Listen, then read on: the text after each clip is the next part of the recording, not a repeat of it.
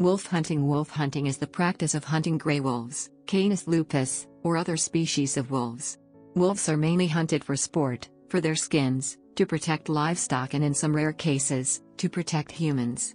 Wolves have been actively hunted since 8,000 to 10,000 years ago, when they first began to pose a threat to livestock vital for the survival of Neolithic human communities. Historically, the hunting of wolves was a huge capital and manpower-intensive operation. The threat wolves posed to both livestock and people was considered significant enough to warrant the conscription of whole villages under threat of punishment, despite the disruption of economic activities and reduced taxes. The hunting of gray wolves, while originally actively endorsed in many countries, has become a controversial issue in some nations. Opponents see it as cruel, unnecessary and based on misconceptions, while proponents argue that it is vital for the conservation of game herds and as pest control. History: Europe and Russia. In AD 46 to 120, the first wolf bounty was reportedly opened when Solon of Athens offered 5 silver drachmas to any hunter for killing any male wolf, and 1 for every female. In ancient Rome, the treatment given to wolves differed from the treatment meted out to other large predators. The Romans generally seem to have refrained from intentionally harming wolves. For instance, they were not hunted for pleasure, but only in order to protect herds that were out at pasture, and not displayed in the venations, either. The special status of the wolf was not based on national ideology, but rather was connected to the religious importance of the wolf to the Romans. In England of 950, King Athelstan imposed an annual tribute of 300 wolf skins on Welsh King Hywel-Dda, an imposition which was maintained until the Norman conquest of England. At the time, several criminals, rather than being put to death, would be ordered to provide a certain number of wolf tongues annually. The Norman kings, reigning from 1066 to 1154, employed servants as wolf hunters and many held lands granted on condition they fulfilled this duty. William the Conqueror granted the lordship of Riddesdale and Northumberland to Robert the Numfraville on condition that he defend that land from enemies and wolves. There were no restrictions or penalties in the hunting of wolves, except in royal game reserves, under the reasoning that the temptation for a commoner to shoot a deer there was too great. King John gave a premium of 10 shillings for the capture of 2 wolves. King Edward VI, who reigned from 1272 to 1307, ordered the total extermination of all wolves in his kingdom and personally employed one Peter Corbett, with instructions to destroy wolves in the counties of Gloucestershire, Herefordshire, Worcestershire, Shropshire, and Staffordshire, areas near the Welsh marches where wolves were more common than in the southern areas of England. James I of Scotland passed a law in 1427 requiring 3 wolf hunts a year between April 25 to August 1, coinciding with the wolf's cubbing season. The wolf became extinct in England during the reign of Henry VII, 1485 to 1509. It is known that wolves survived in Scotland up until the 18th century. Mary, Queen of Scots, is known to have hunted wolves in the forest of Atholl in 1563. Stories on the killing of the alleged last wolf of Scotland vary. Official records indicate that the last Scottish wolf was killed by Sir Ewan Cameron in 1680. Popular folklore, on the other hand, tells of how an old man named MacQueen of Pollockrocaine in the Findhorn Valley of Morayshire killed the last wolf in 1743. Ireland throughout most of the first half of the 17th century had a substantial wolf population of not less than 400 and maybe as high as 1,000 wolves at any one time. Although the Irish hunted wolves, it is evident from documentary data that they did not see the same need as the English to exterminate the wolves. Although wolves were perceived as threats, they were nonetheless seen as natural parts of the Irish landscapes. The level of rewards and bounties established by Oliver Cromwell's regime after the Cromwellian conquest of Ireland attracted a few professional wolf hunters to Ireland, mostly from England. Politically, the prospect of numbers of armed Irish roaming around the country hunting wolves was not acceptable, given the ongoing conflict between the Irish and the new English settlers, so it was seen as much safer for the English authorities to encourage men from their own country to deal with the wolf problem. Wolves were exterminated from Ireland in the late 18th century, most likely 1786. In 9th century France, Charlemagne founded an elite corps of crown-funded officials called Lupus, whose purpose was to control wolf populations in France during the Middle Ages. Lupus were responsible for the initial reduction of wolf populations in France, which would become decimated in later centuries. The office of Lupus is today known as the Wolf Catcher Royal. On August 9, 1787, the office of Loup-Garou was dissolved because of financing issues during the French Revolution but was reinstated 12 years later by Napoleon. After the revolution ended, wolf hunting was no longer an activity reserved for the aristocracy. Wolves could be killed for monetary rewards equivalent to a month's pay. From 1818 to 1829, 1,400 wolves were killed each year. This high kill rate coincided with the increased distribution of flintlocks. At the dawn of the 19th century, there were up to 5,000 wolves in France, a number which was reduced to half that amount by 1850. By 1890, the wolf population had been reduced to 1,000 animals, and further fell to 500 in 1900 because of increased usage of strychnine. Wolves temporarily increased during the First World War, though by the time it ended, the population was estimated to be between 150 and 200 animals. The last confirmed French wolf kill occurred in 1937. With the extinction of the wolf in metropolitan France, the office of wolf catcher royal was modified in 1971 and now serves an administrative function regulating vermin and maintaining healthy wildlife populations. Wolf bounties were regularly paid in Italy during the 12th and 13th centuries and as recently as 1950s. John Galeazzo Visconti himself offered 10 imperial marks for every wolf killed. 600 wolves are recorded to have been bountied between the 14th and 19th centuries. Presentation of the killed wolf to the authorities was obligatory. The authorities had to give an accurate testimony with a description of the presented animal, gender, weight, measurements, color, estimated age, etc., and the symptomatic ascertainment of eventual rabies infections.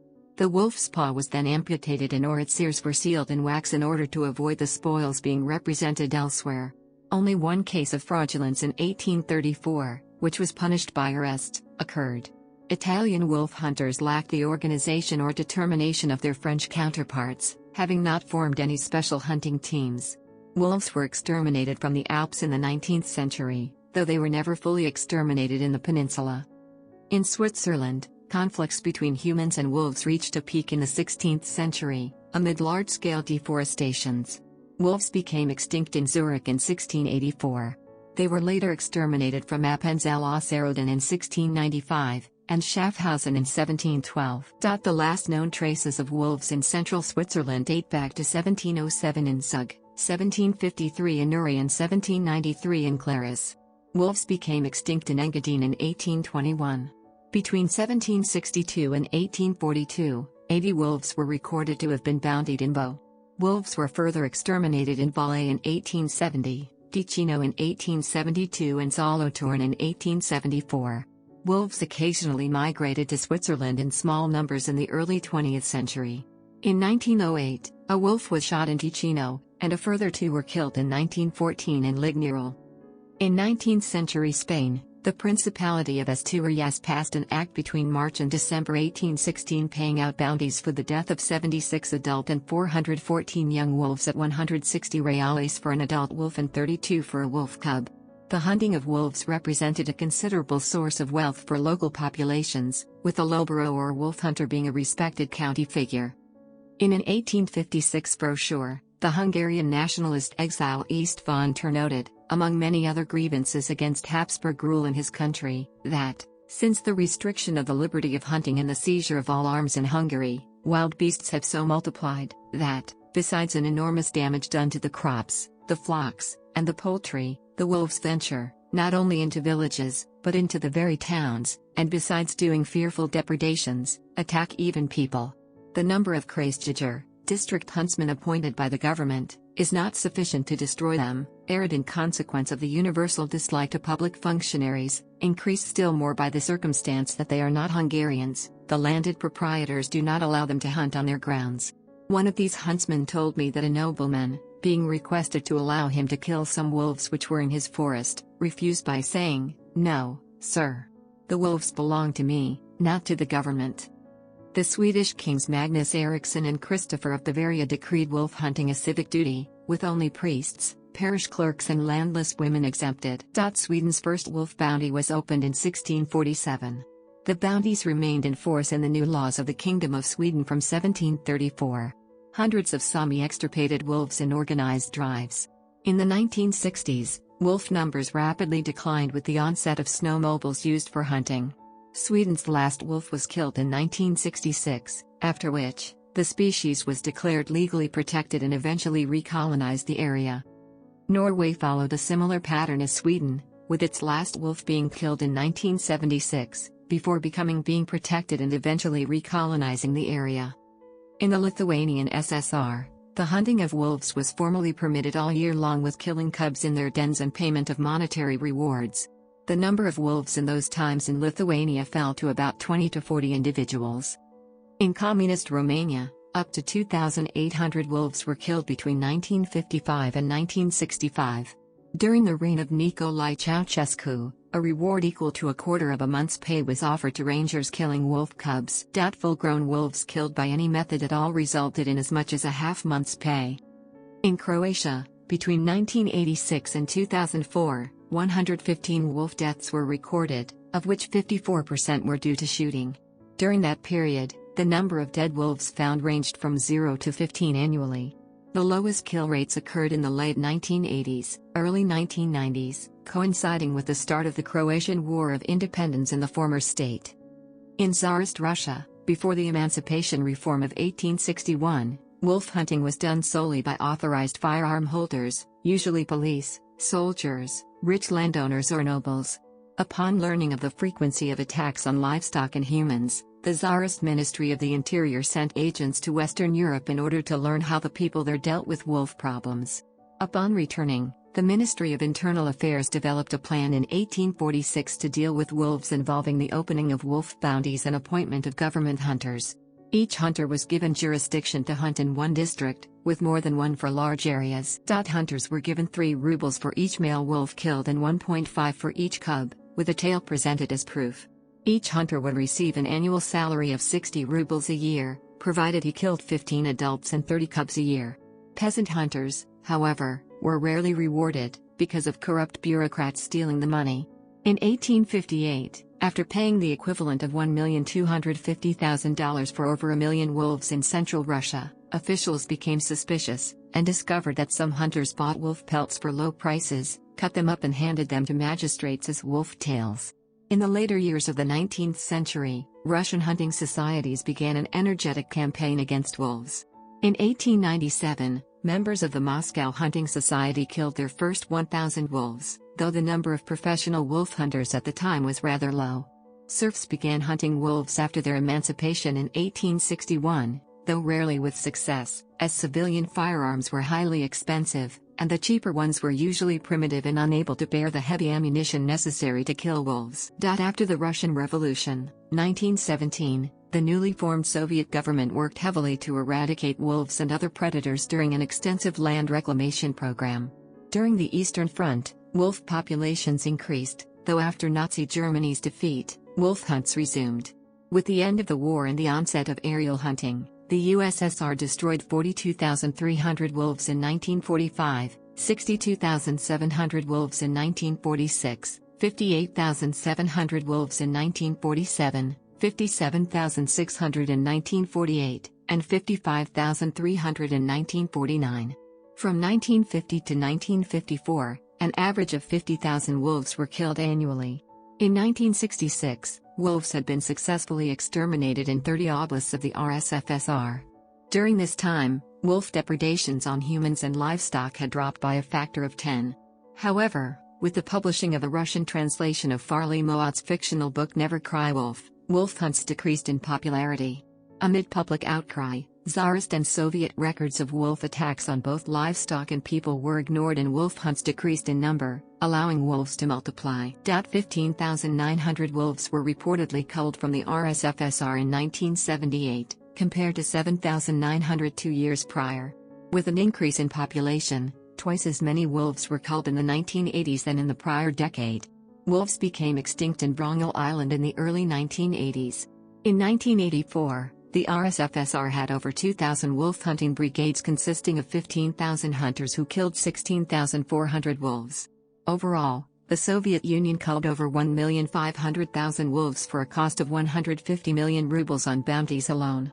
With the dissolution of the Soviet Union, many wolf bounties were lowered or dropped altogether. Wolf hunting continues in Russia, at the expense of individual hunters rather than the government. Asia. In India, Hindus traditionally considered the hunting of wolves, even dangerous ones, as taboo, for fear of causing a bad harvest. The Santils, however, considered them fair game, as with every other forest-dwelling animal. In 1876, in the northwest provinces and Bihar state of British India, 2,825 wolves were killed in response to 721 fatal attacks on humans. 2 years later, 2,600 wolves were killed in response to attacks, leaving 624 humans dead. Wolf exterminations remained a priority in the NWP in Awadh through to the 1920s, because wolves were reportedly killing more people than any other predator in the region. Female cubs were bountied for 12 Indian annas, while males for 8. Higher rewards of 5 rupees for each adult and 1 for each cub were favored in Jaunpur. In Gorakhpur, where human fatalities were highest in summer, the reward for an adult wolf was 4 rupees, with 3 for a cub. Acts of fraud were quite common, with some bounty hunters presenting golden jackals or simply exhuming the bodies of bountied wolves and presenting them to unsuspecting magistrates for rewards. Overall, it is thought that up to 100,000 wolves were killed in British India between 1871 and 1916. Before the onset of the Meiji Restoration period in 1868, wolves had a benign rather than noxious place in Japanese culture and folklore. Wolves were, however, occasionally hunted. Wolf bounties, shokin, first appeared in Morioka, where horse predation by wolves was frequent. Domain lords would pay 700 mon for males, and 900 for females, though peasants received much less. Wolves in Japan became extinct during the Meiji Restoration period, an extermination known as Okami no Kucho. The wolf was deemed a threat to ranching, which the Meiji government promoted at the time, and targeted by a bounty system and a direct chemical extermination campaign inspired by the similar contemporary American campaign. Starting August 1875, the Iwate Prefecture government offered bounties, shuriken, of 7 yen for male wolves and 8 for females. In 1878 in Sapporo, it was decided to set higher bounties for wolves than bears in order to further motivate the ethnic Ainu people into killing wolves, which were once considered sacred to them. Hokkaido experienced significant development during this period, and the Hokkaido wolf also suffered from resulting environmental disruption. The last Japanese wolf was a male killed on January 23, 1905 near Washikiguchi, now called Higashi-Yoshiro. The carcass was bought by a man working for the Duke of Bedford, and was subsequently put on display in the British Museum of Natural History. In the Mongolian People's Republic, the Mongolian People's Revolutionary Party organized 2 national wolf hunting weeks, one in March and another in December. Anyone who killed a wolf and presented a pair of ears as proof was rewarded with a sheep and some felt. Each May, the government commanded the populace to scour the countryside for wolf lairs in an effort to exterminate wolf pups. When the inhabitants of a district believed it had destroyed its last wolf, the local government would proclaim a public holiday. Records show that up to 5,000 wolves were taken annually in the early 1930s. 4,000 to 4,500 wolves were killed annually in Mongolia in 1976. In the Kazakh SSR, some 1,000 professional hunters killed thousands of the wolves yearly to collect government bounties. In 1988, just before the Soviet economy collapsed, the hunters killed 16,000 wolves. North America. In the majority of Native American hunter-gatherer societies, wolves were usually killed for body parts used in rituals, or to stop them raiding food caches, though some tribes would raid wolf dens to kill pups when wolf populations became too large for the natives to live with. This also served as a method of acquiring food, as wolf pups were considered a delicacy. Native Americans were aware of the dangers of habituated wolves, and would quickly dispatch wolves following them too closely. Active hunting of wolves was rare because many tribes believed that such an act would cause game animals to disappear or bring retribution from other wolves. The Cherokee feared that the unjust killing of a wolf would bring about the vengeance of its pack mates, and that the weapon used for the deed would be useless in future unless exorcised by a medicine man. However, they would kill wolves with impunity if they knew the proper rites of atonement, and if the wolves themselves happened to raid their fish nets. When the Kwaki-Oodle killed a wolf, the animal would be laid out on a blanket and have portions of its flesh eaten by the perpetrators, who would express regret at the act before burying it. The Atna would take the dead wolf to a hut, where it would be propped in a sitting position with a banquet made by a shaman set before it. When men from certain Eskimo tribes killed a wolf, they would walk around their houses 4 times, expressing regret and abstaining from sexual relations with their wives for 4 days. Young Apaches would kill wolves, cougars or bears as a rite of passage. Although some of the first European colonists traveling to North America would report back that wolves were more populous in the New World than in Europe, writings from the Lewis and Clark expedition indicate that wolves were seldom seen except in aboriginal buffer zones. After the European colonization of the Americas, the first American wolf bounty was passed by the Massachusetts Bay Colony on November 9, 1630. Further wolf bounties opened in Jamestown, Virginia on September 4, 1632 and in other colonies. Payments to white settlers included cash, tobacco, wine and corn, while Native Americans were given blankets and trinkets. A New Jersey law started in 1697 stated that any Christian who brought a wolf carcass to a magistrate would have been paid 20 shillings, while a Native American or black would have been paid half that much. It later became customary for Native Americans to provide 2 wolf pelts a year without payment. In 1688, a Virginia law abolished the requirement of tribute in wolves to be paid in accordance to the number of hunters in each tribe, demanding 725 hunters to kill 145 wolves a year. In the 19th century, as the settlers began increasingly moving west in pursuit of more land for ranching, wolves were becoming increasingly more hunted as threats to livestock.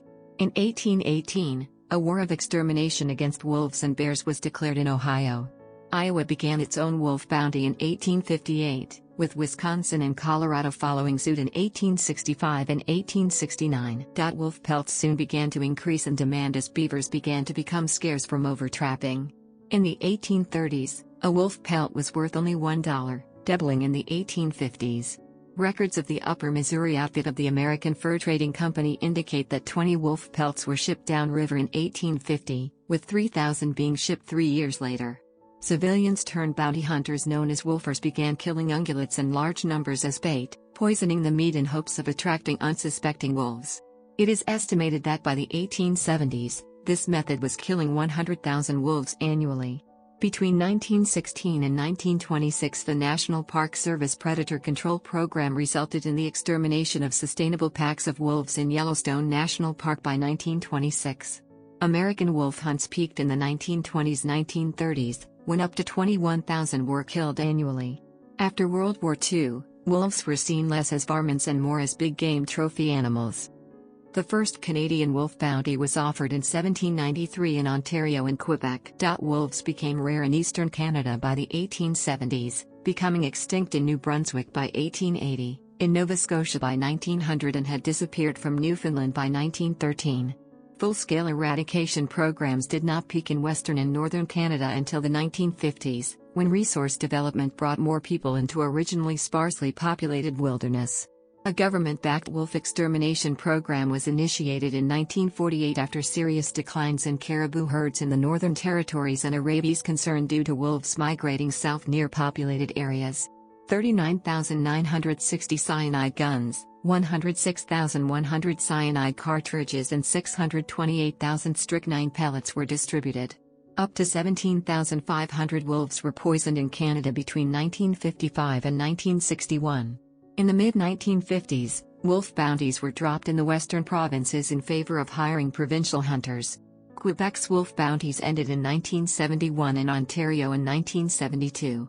Overall, 20,000 wolves were bountied between 1935 and 1955 in British Columbia, 12,000 between 1942 and 1955 in Alberta and 33,000 between 1947 and 1971 in Ontario. Unlike wolf populations in the lower 48 states, which declined steadily as settlers moved west, the Canadian wolf population fluctuated between growth and decline, largely because the human population in Canada never reached the same level as in the lower 48, thus leaving large areas of land free for the wolves. Unlike European wolf hunts, which were usually reserved for the nobility, North American wolf hunts were partaken by ordinary citizens, nearly all of them possessing firearms. Thus the extermination of wolves in the lower 48 states was carried out in far less time than in Europe. Wolf hunting today. Europe and Russia. In Norway, in 2001, the government authorized a controversial wolf cull on the grounds that the animals were overpopulating and were responsible for the killing of more than 600 sheep in 2000. The Norwegian authorities' original plans to kill 20 wolves were scaled down amid public outcry. However, sheep farmers generally welcome wolf hunting, as the wolves are a great threat to sheep and dogs. In 2005, The Norwegian government proposed another cull, with the intent of exterminating 25% of Norway's wolf population. As of 2015, there were an estimated 460 wolves in the Scandinavian population, with a large majority located in Sweden. Wolf hunting is controversial in Sweden, where decisions by public authorities to authorize hunting seasons each year since 2010 have resulted in legal challenges by the European Commission and by NGOs. In Spain, wolves are hunted north of the Duero River under strict conditions to control damage over livestock, but are strictly protected at the south margin. The recent wolf expansion even to the mountains of Madrid has generated a great controversy in autonomous community of Castile-Leon over whether to allow hunting also south of the Duero River. The European Union has exceptionally permitted Estonia, which has the highest wolf density in the EU, to continue wolf hunting as long as the overall numbers remain stable. In 2010, 173 wolves were permitted to be culled, but only 130 were actually caught. In 2011, 149 wolves were culled of the permitted 150. Under the Berne Convention, wolves in France are listed as an endangered species, and killing them is illegal, though official culls are permitted to protect farm animals as long as there is no threat to the species in its entirety. Though wolf populations have increased in Ukraine, wolves remain unprotected there and can be hunted year-round by permit holders.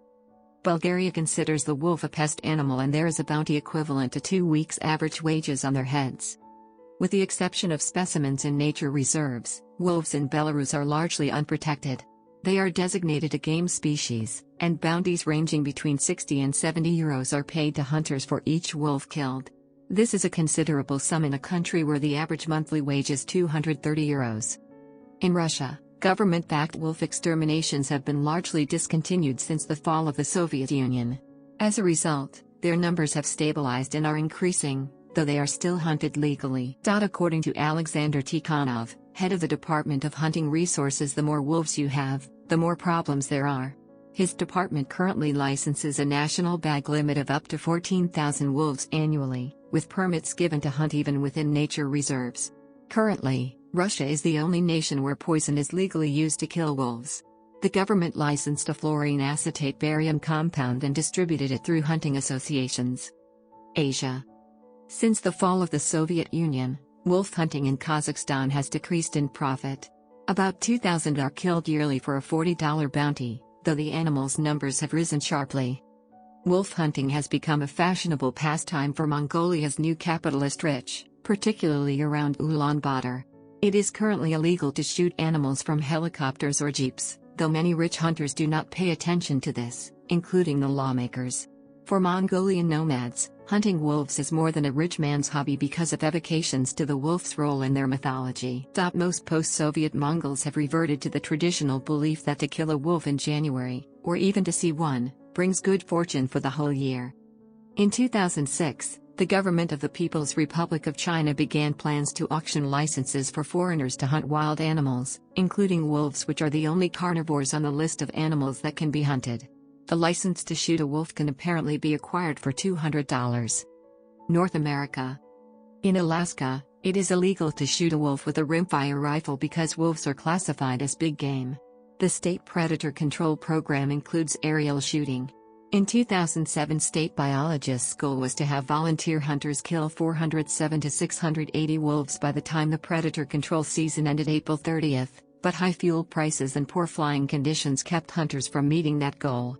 A subsidy of $150 per wolf offered by the Alaska Department of Fish and Game was overturned by a judge on the grounds that only the Board of Game had the power to offer bounties. Despite relatively heavy hunting and trapping over the last century in Alaska, wolves occur on nearly all of their traditional habitat throughout mainland Alaska.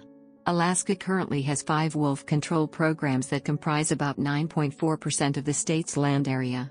A closely controlled permit system is used in allowing aerial or airborne methods to remove wolves in designated areas. Wolf numbers are temporarily reduced in these areas, but are not permanently eliminated from any area. Wolf populations in North America commonly sustain annual harvests or natural mortality rates of 20 to 40% without experiencing a year-to-year decline in numbers. Sarah Palin of Alaska in 2007 approved the use of this provision in the law to shoot wolves and bears while flying for the purpose of protection of property. Many scientists believe that this artificial inflation of game populations is actually detrimental to both caribou and moose populations as well as the ecosystem as a whole. Artificially boosted populations could result in habitat destruction by moose and caribou, and ultimately, a crash in these populations. This is why large numbers of people support the Protect America's Wildlife (PAW) Act, which was proposed to Congress by George Miller, the state representative of California, in July 2009. This legislation has already received official support from 9 former members of Alaska's Board of Game and Wildlife and conservation groups, including Defenders of Wildlife. According to Miller, the state of Alaska has been operating an airborne hunting program that has blatantly ignored federal law, ignored Alaskans' opposition, ignored the science, and ignored even their own wildlife experts. It's time to ground this air assault on wolves. The PAW Act is urgently needed to close the loophole in federal law and protect our nation's wildlife from the unethical and unsportsmanlike practice of airborne hunting. The PAW Act has been created to close the loophole in the existing Airborne Hunting Act that has allowed Alaska legislators and officials to continue to aerial hunt. The bill would clarify under which conditions it is acceptable to use aircraft to aid in the management of wildlife. It would bar states from using aerial hunting to artificially boost game species when they are not at risk, and to clarify the prohibition of harassing animals from planes, which is part of the land and shoot hunting that is being utilized in Alaska. The PAW Act acknowledges the right of states to manage wildlife by clearly stating that wildlife agencies may use planes to respond to legitimate biological emergencies in wildlife populations. It also states that aircraft may be used for animal control where land, livestock, water, pets, crops, or human health are at risk. An estimated 15% of Canada and Alaska's wolf population of 6,000 to 7,000 is harvested annually. Canada's total wolf population is about 30,000. Sentence needs rewording. Ontario ceased its wolf bounty system in 1972, though retaining a year-round open season for wolves. In Alberta, wolves bounties are still offered by some local governments. Starting in 2010, Big Lakes County offered a bounty of $300 per adult wolf, leading to 290 wolves worth $87,000 by mid-2012. After the gray wolf was removed from the endangered species list for the Western Great Lakes region in January 2012, the Minnesota Department of Natural Resources instituted a hunting season to manage the population. This new season ran from November 3, 2012 through the 18th, 2012 in some regions, and continued November 24, 2012 and ran through January 31, 2013, or until the tag limit was reached. That limit was set at a target of 400 wolves across the state. The total number of wolves harvested in this inaugural season was 412 wolves. 12 more wolves were harvested past the target number. On December 19, 2014, a U.S. federal court ordered a stop to the hunting of wolves in Minnesota, Wisconsin, and in Michigan. Corey. The gray wolf, Canis lupus, is the largest member of the Canidae. Though once abundant over much of North America and Eurasia, the gray wolf inhabits a very small portion of its former range because of widespread destruction of its habitat. In some regions it is endangered or threatened. Considered as a whole, however, the gray wolf is regarded as of least concern for extinction according to the International Union for the Conservation of Nature and Natural Resources. Wolf weight and size can vary greatly worldwide, tending to increase proportionally with latitude as predicted by Bergmann's rule. Wolves are usually hunted in heavy brush and are considered especially challenging to hunt, because of their elusive nature and sharp senses. Gray wolves are notoriously shy and difficult to kill, having been stated to be almost as hard to stalk as cougars, and being far more problematic to dispatch with poison, traps or hounds. However, wolves generally do not defend themselves as effectively as cougars or bears. Some wolves will evade capture for very long periods of time and display great cunning. One specimen nicknamed Three Toes of Harding County in South Dakota eluded its pursuers for 13 years before finally being caught. Another wolf nicknamed Rags the Digger near Meeker, Colorado would deliberately ruin trap lines by digging up traps without tripping them. In sport hunting, wolves are usually taken in late autumn and early winter, when their pelts are of the highest quality and because the heavy snow makes it easier for the wolves to be tracked. Adult wolves are usually too fast to be overtaken by wolfhounds, but not for well-conditioned horses, especially in thick snow. A shot wolf must be approached with caution, as some wolves will play possum. Accounts as to how wolves react to being trapped or cornered vary. John James Audubon wrote that young wolves typically show little resistance to being caught, whereas older, More experienced wolves will fight savagely. Pelts. Wolves are commonly hunted for their fur. The color of the wolf's fur can vary, from the pure white of the largest, Alaskan wolves, through the range of reddish-brown.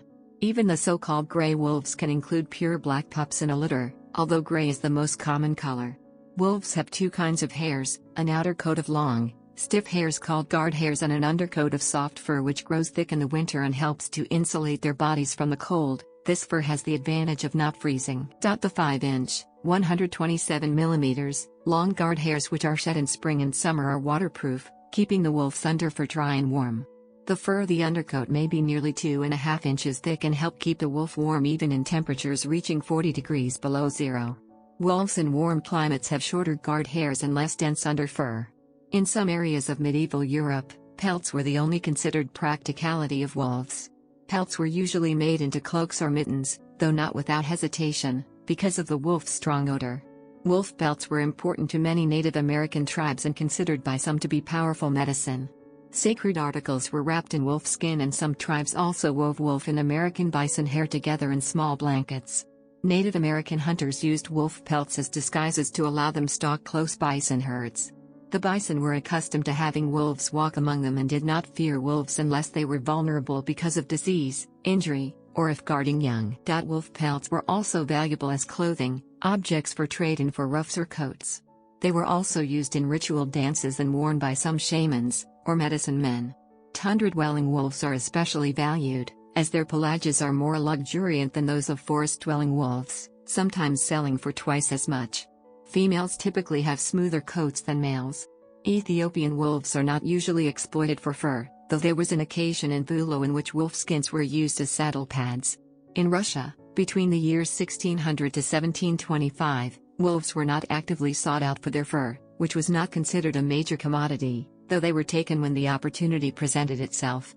In the former Soviet Union, between 1976 and 1988, 30,000 wolf pelts were produced annually.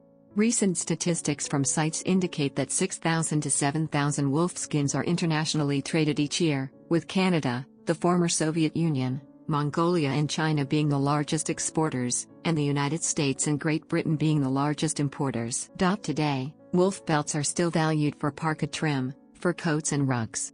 The production of wolf pelts is still an important source of income for Arctic communities in Alaska and Canada.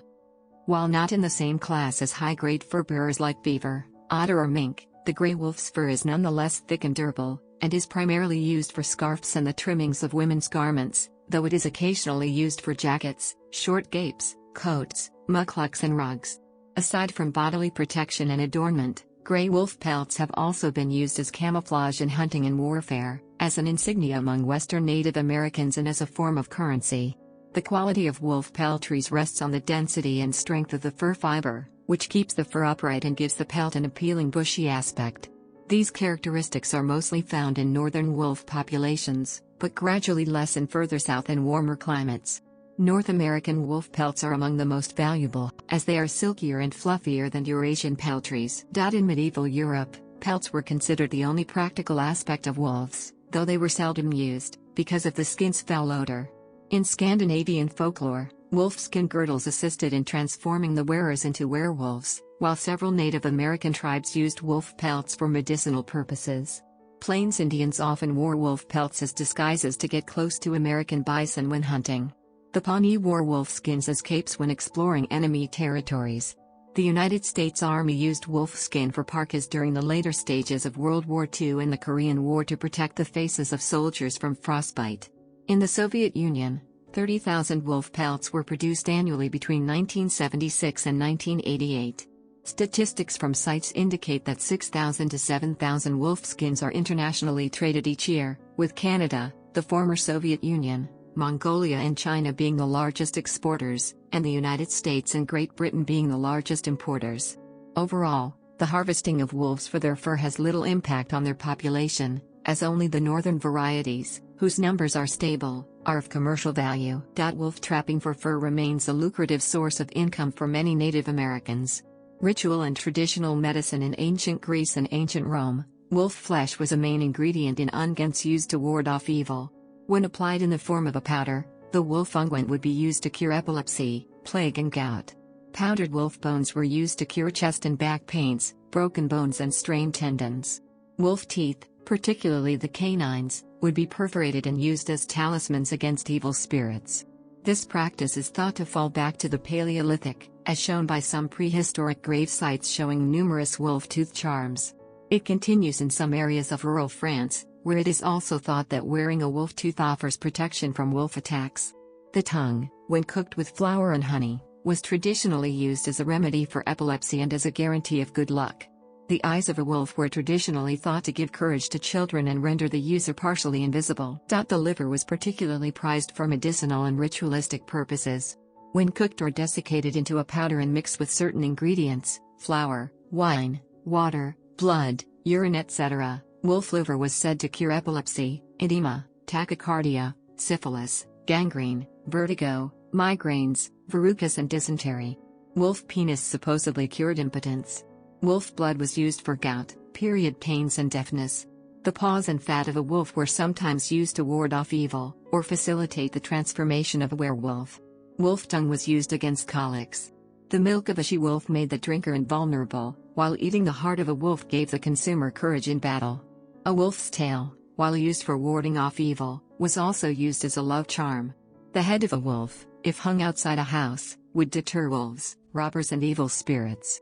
When reduced to powder, a wolf's head could be used against toothache and joint pains. In the cultures of certain Native American tribes, wolf body parts were considered important additions to certain rituals. Pawnee warriors, known as wolf people, dressed in wolf skin cloaks when scouting or hunting. Nez Perce warriors wore wolf teeth pushed through the septums of their noses. Cheyenne medicine men wrapped wolf fur on sacred arrows used to motion prey into traps. Arikara men wove wolf fur with bison fur in order to make small sacred blankets. Nuxalk mothers painted wolf gallbladders on their young male children's backs, so they could grow up to perform religious ceremonies without making mistakes as hunters. Hidatsan women experiencing difficult births would call upon the familial power of wolves by rubbing wolf skin caps on their bellies. In Mongolian folk medicine, eating the intestines of a wolf is said to alleviate chronic indigestion, while sprinkling food with powdered wolf rectum is said to cure hemorrhoids. There are not many traditional uses for Ethiopian wolves, though their livers may be used for medicinal reasons in northern Ethiopia. Meat. It is rare for wolves to be hunted for food, though historically, people have resorted to consuming wolf flesh in times of scarcity, or for medicinal reasons. Most Native American tribes, especially the Naskipis, viewed wolf flesh as edible but inadequate nutrition, as it was not a herbivore and thus did not possess the same healing qualities thought to be distinct in plant eaters. The mountain people of Japan once ate wolf meat in order to boost their courage, though they commented that the meat was tough. Mountain-dwelling wolves known as Yomainu were considered poisonous. The Durbun of the Arabian Mountains and southern Syria was a small black wolf which apparently was considered by the Arabs to be more closely related to dogs, as they freely ate its flesh like any other game, unlike with regular wolves which had an unpleasant odor. During the European colonization of Western America, wolf meat was considered not usually eatable, though fair game for a hungry man. However, Martin Schmidt argued that references to the consumption of wolf meat at the time may have actually been on coyotes. During Wilhelmer Stephenson's Arctic expedition in 1913, George H. Wilkins sampled cooked wolf meat and commented that it was fine eating and noted a resemblance to chicken. According to Maneka Gandhi, wolf meat is a major source of trichinolosis. Wolf meat is considered haram under Islamic dietary laws, Sahih Muslim, number 1934. In an 1868 issue of the St. Paul's magazine, Anthony Trollope gave an account on the palatability of wolf flesh, and how it was sometimes used as the subject of practical jokes among French hunters.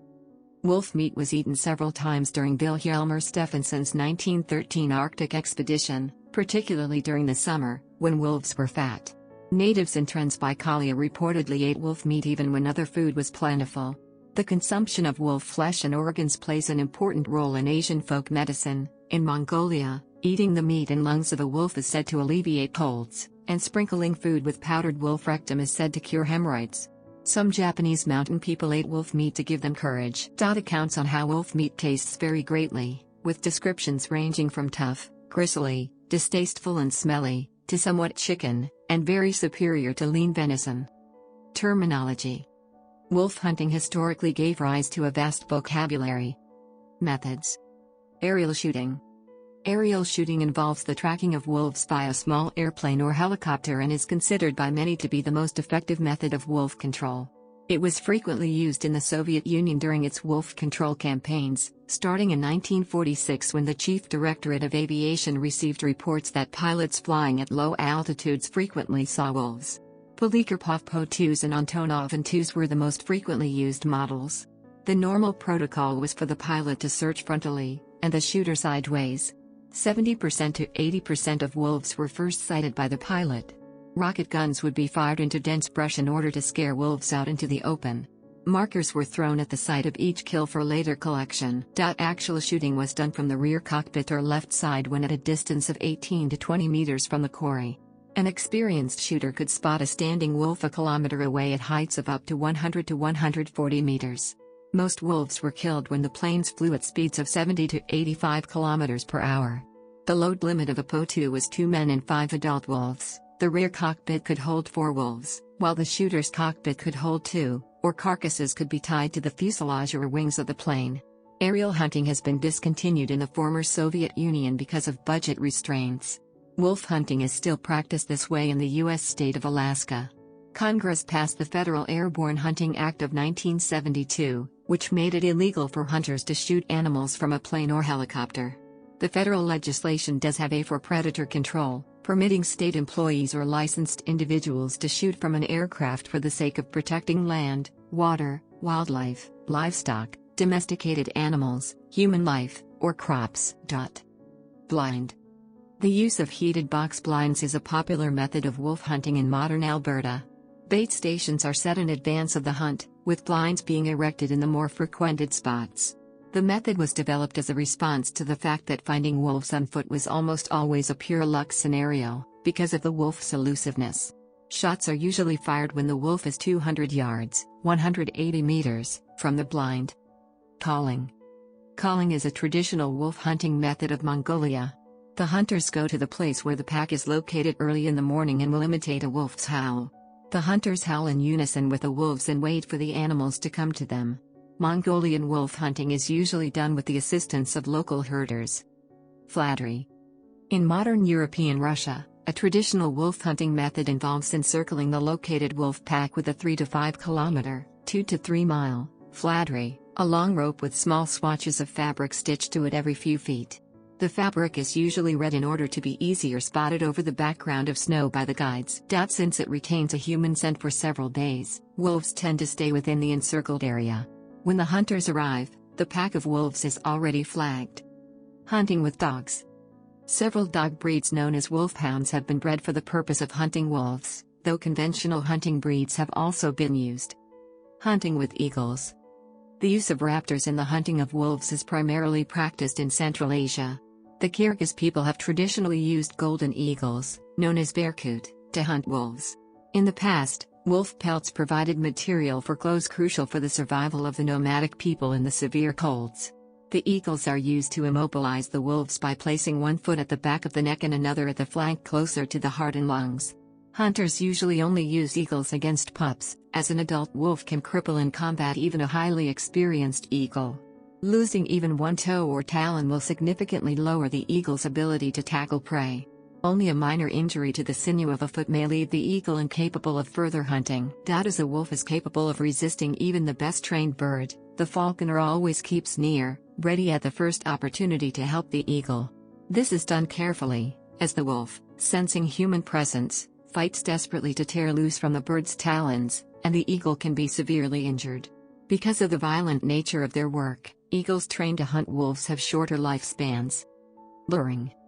In 19th century Russia and Scandinavia, pigs were used as decoys and were transported in strong canvas sacks on horse-drawn sleighs. The pigs, kept in the canvas bags, were made to squeal in order to attract the wolves.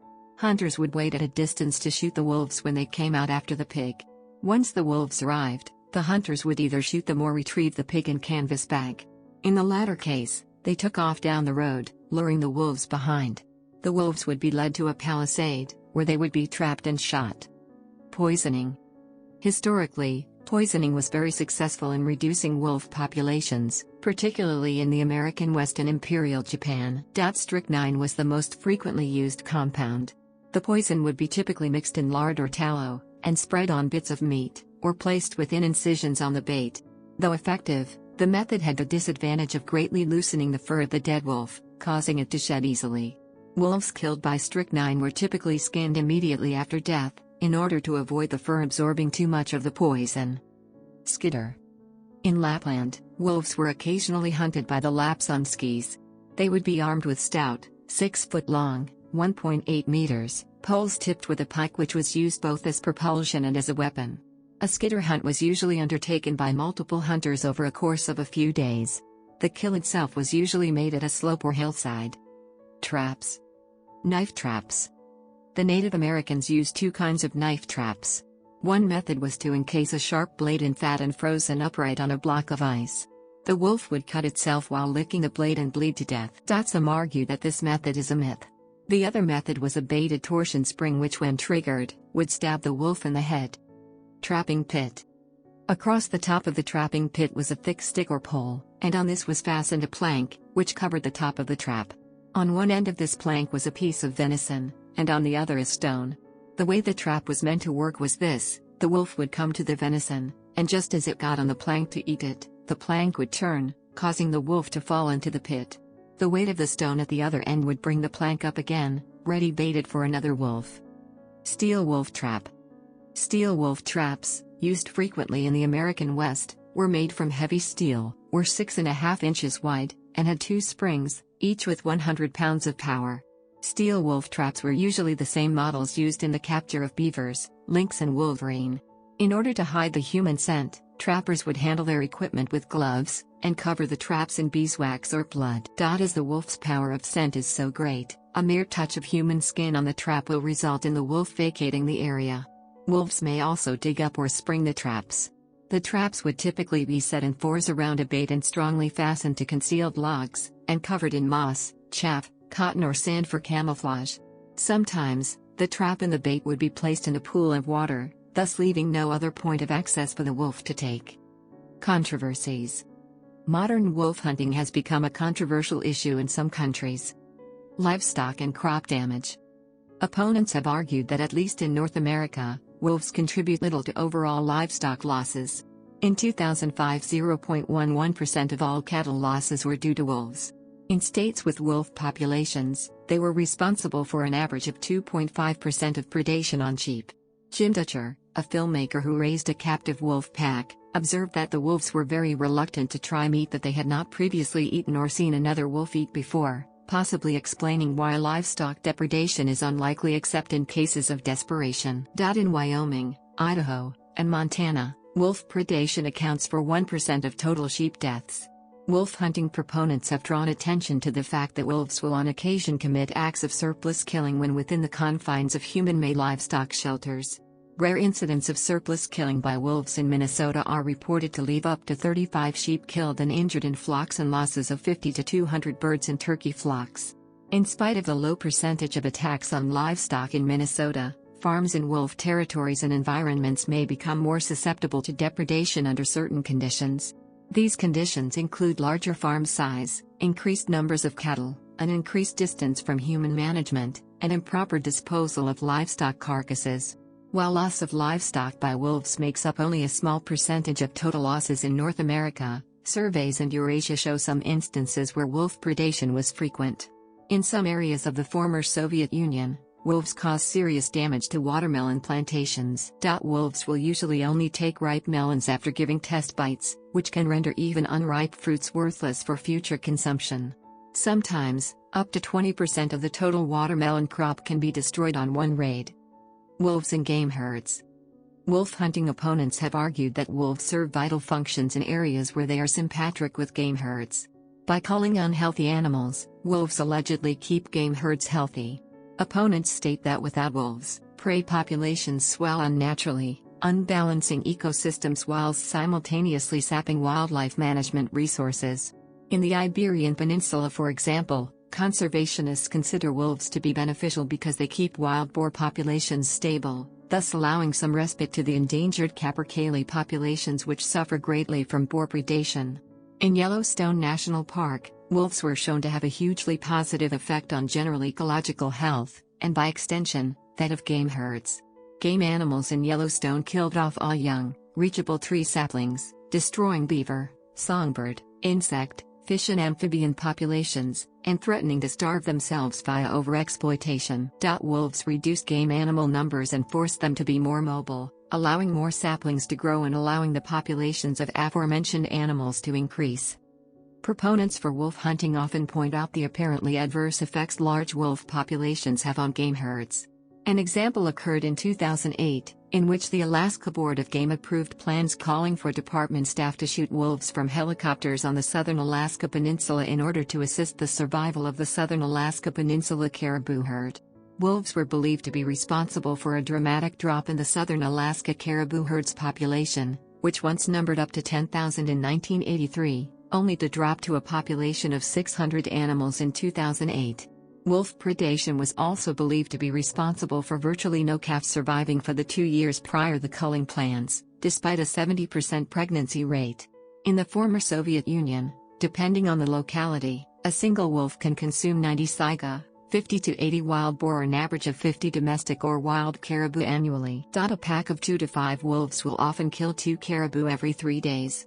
Further reports from the former Soviet Union indicate that rather than prey on exclusively sick or infirm prey, wolves seem to attack young or pregnant animals far more frequently, regardless of their sanitary state.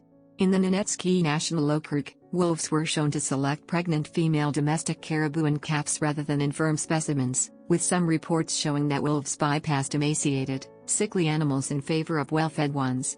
Large numbers of wolves have also been blamed on the decline of critically endangered saiga antelope herds in Central Asia. During the late 1950s and early 1960s, when the Soviet Union used poison to effectively bring down wolf numbers, the number, as well as the range of moose, wild boar and red deer increased. Caspian seals were valued as fur bearers in the Soviet industry, and in a 3-week period in February 1978, wolves were responsible for the wanton killing of numerous seals on the Caspian Sea near Astrakhan. Between 17 to 40% of the seals in the area were estimated to have been killed, but not eaten. Wolves and the spread of disease. Some hunt proponents argue that large numbers of wolves are central to the spread of numerous infectious diseases because of their nomadic nature. Diseases recorded to be carried by wolves include rabies, brucella, deerfly fever, listeriosis, foot and mouth disease and anthrax. Wolves are major hosts for rabies in Russia, Iran, Afghanistan, Iraq, and India. Wolves in Russia have been recorded to carry over 50 different kinds of harmful parasites. A 10-year study in the former Soviet Union showed that in some regions, every successful wolf litter in spring coincided with a 100% increase in cystode infections in moose and wild boar, with some specimen having up to 30 to 40 cysts. It also showed that where wolves were absent, the number of cysticercosis-infected wild ungulates was much less. Despite their habit of carrying harmful diseases, large wolf populations are not negatively influenced by epizootic outbreaks as with other canids, and thus some hunting proponents argue that disease cannot be a guarantee of naturally controlling wolf numbers. Attacks on humans. The absence of a global review, and the language barrier having partially hindered the flow of international information has led some international groups to level criticism at some wolf advocates, claiming that they have extrapolated America's general lack of negative experiences with wolves to the rest of the world, whilst ignoring the differing histories and cultures which lead to diverse interactions with the animals. Hunting proponents argue that wolves with no negative experiences of humans are more likely to encroach upon human settlements and attack people, citing for example the differences in attitudes toward the public distribution of firearms in America and Eurasia as examples as to why nations on both continents have differing accounts of wolf aggression. Hunting wolves is reason to maintain shyness in wolves, an idea which is correlated by a modern account demonstrating that wolves in protected areas are more likely to show no fear toward humans than ones in areas where they are actively hunted. Historical and recent accounts indicate that individual wolves or wolf packs that turn man-eater typically do not stop until hunted and destroyed. Notable wolf hunters. Gallery. Notable wolf hunters. Gallery. Notable wolf hunters. Gallery. Notable wolf hunters. Gallery. Notable wolf hunters. Gallery. Notable wolf hunters. Gallery. Notable wolf hunters.